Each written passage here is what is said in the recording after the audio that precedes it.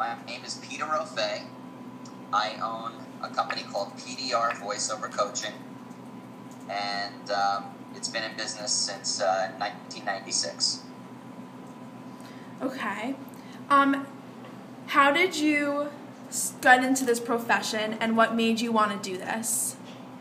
Well, when I was a teenager, I was an actor, and I was in several shows in New York.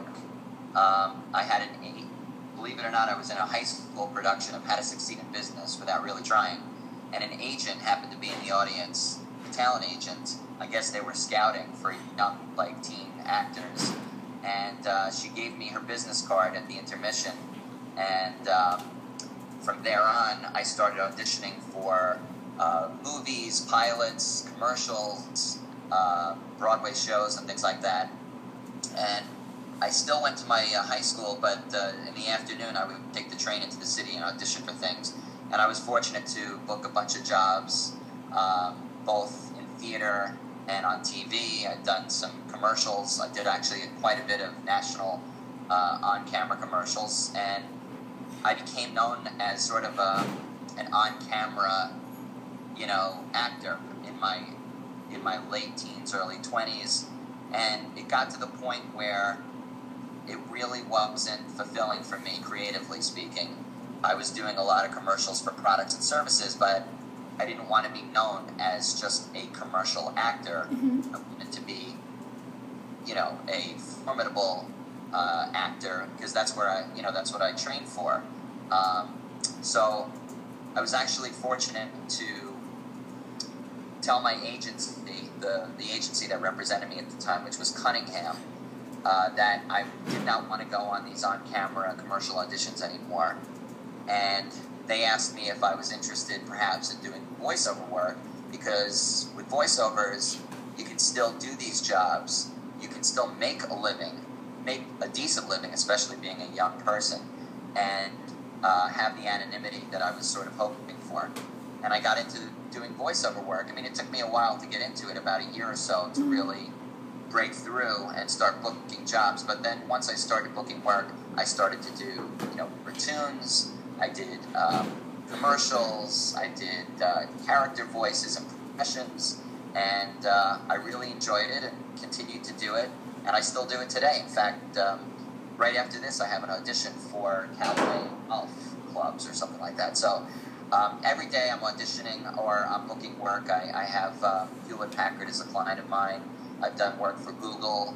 I've done work for Oreo Cookie, Burger King, Pizza Hut, Peppermint Patty, Marriott. The list can keep going. Yeah, I've done a lot of big, things commercially. And then in 1996, I decided that I wanted to teach people how to get into this business, because it is a very competitive one. So I started the company PDR Voiceover Coaching, which is basically my initials, Peter Douglas Rofe, and I opened up this recording studio here on 12th Street and Broadway, and I bring in people who typically are referred to me. Most of them are actors, some of them are broadcasters, some people have just gifted voices, and I train them how to break down scripts, how to analyze them, and how to make them, pop, so that ad agencies and talent agents are interested in hiring those people for a variety of different types of voiceovers. And it's a very interesting and unique business, because it allows me to still do my own voiceovers, but it also gives me a pretty full week of training artists and producing demo reels for them.